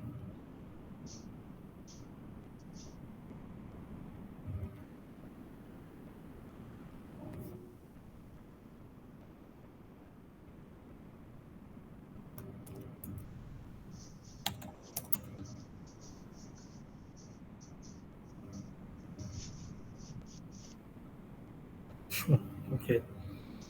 GSAT is only discussed here. Yeah, VOXAT. Maybe search for greedy set. Anyways, we are in SAT now. So uh,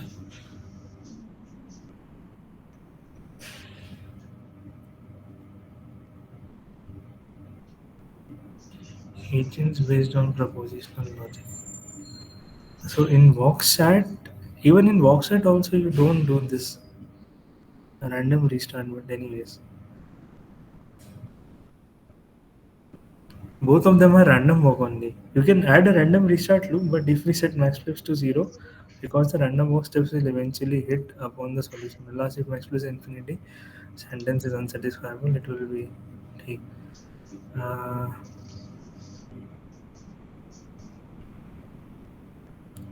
VoxSat one of the simplest. Okay, so GSAT is not discussed or what? I don't think GSAT is discussed. Is GSAT discussed? No, GSAT is not discussed. Okay. Yeah, But yeah, in the slide it is written that it is a random walk. So let's go with that convention only. If it is written in the slide hill climbing plus random walk, then let's just keep it as hill climbing with random walk. yeah, but like both of them can be true simultaneously, right? No, random walk and random restarts are different thing, right? No, but both of them can be true simultaneous, right? You can random walk and after some time for some Uh-huh, condition we can uh-huh. restart. But then you will call it with that random walk and restarts. Hmm. But yeah, if it is random restarts, that means random walk is a part of it. Yeah, yeah, that's what I'm saying. Mhm. Okay. So which of the following is the equivalent CNF of P implies Q implies Q implies R? Wow. So the That's just question, painful. yeah, they are just playing around. P implies Q implies Q implies R. So that means not of not P or Q or Or not Q or or R. P. So that means P and not Q or not Q or R. So that means P or not Q or R and not Q or not Q or R. So this becomes P or not Q or R and not Q or R. I think this should be the one. Yeah, P or not Q or R and not Q or R. Okay. Yeah. So now this is what you you were confused in, but I think let's try to solve this. So it says A says let me just copy this. Okay.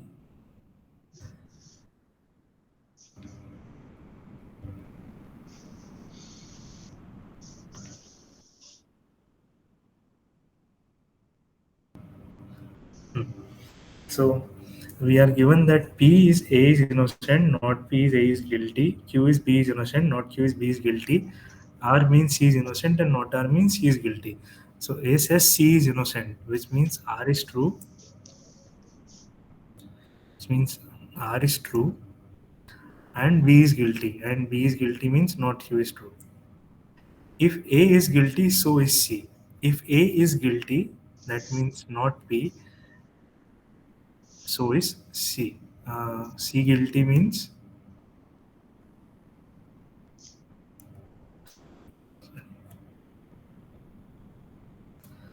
uh, so if A is guilty, so is C, and C guilty means not R. So P or not R, right? I am innocent, so C says I am innocent, which means R, and at least one of the other two is guilty. At least one of the other two is guilty. So it means uh, not P or not Q, right? So this is what you are getting. I Okay. think A is innocent, B is innocent, and no, C is innocent and A is innocent. Yeah, that we have to prove, right? Yeah, So okay, so what all you can prove? So see, you can prove which of the following propositions can be proved by resolving the I ones think obtained C from is the. innocent, so R is right. Okay. So what all can you prove, right? So you can prove P, right? So you can prove P, right? And if you add not P, you will get an empty set. That means you can prove P, right? So P is done. So P is done, right? Similarly, Okay, sir, can you wait a second? Like, how are you doing it from the start? Like, so we you, take these two. Okay, let me start from the beginning. Okay, right? Uh,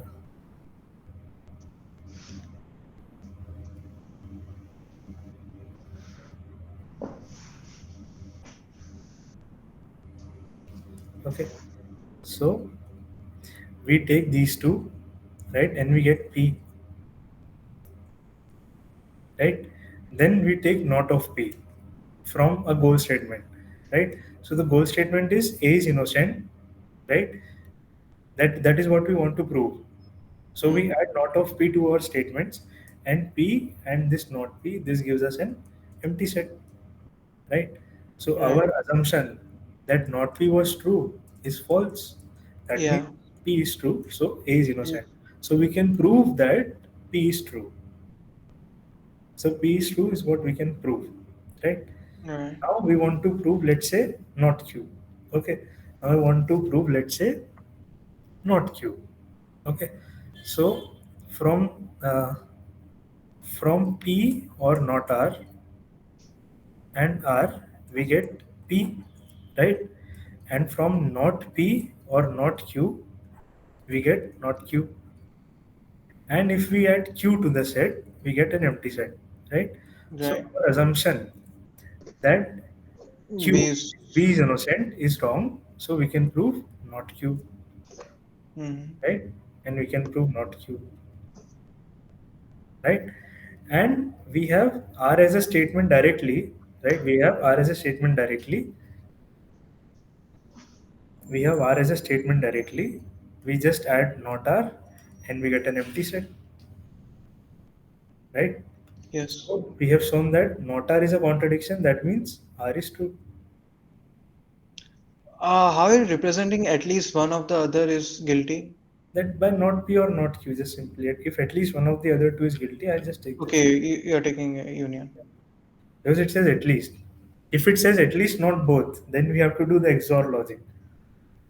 XOR yeah, or No, if it says okay. not both, Okay, both are not guilty. Oh, then we do XOR. Okay. right?